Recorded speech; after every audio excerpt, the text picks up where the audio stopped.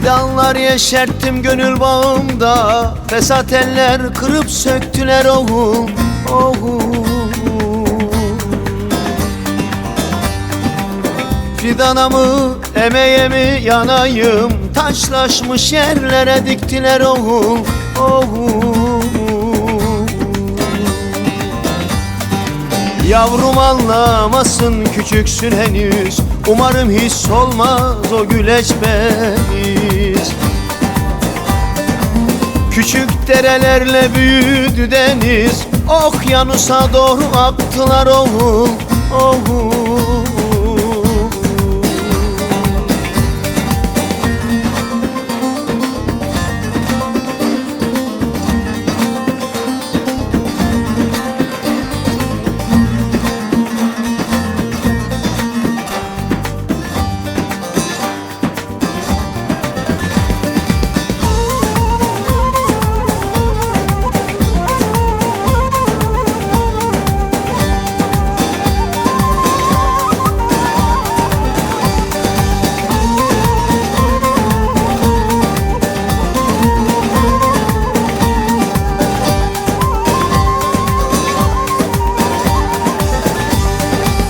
Ektim biçtim ama beslenemedim, sıktılar boğazım seslenemedim, oh.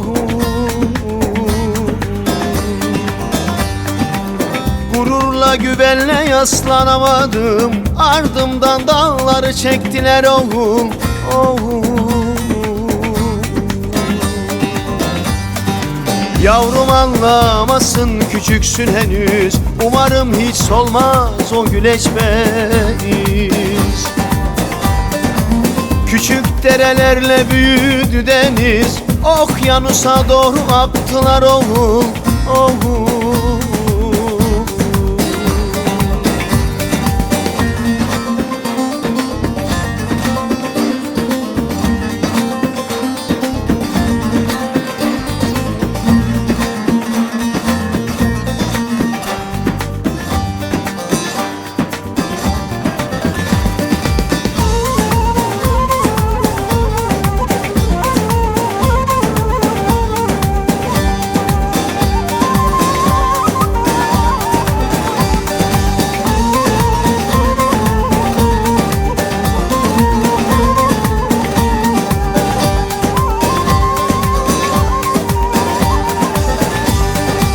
Ay hani gönüller hep bir etmiştim, demiri eriten dil türetmiştim, oh.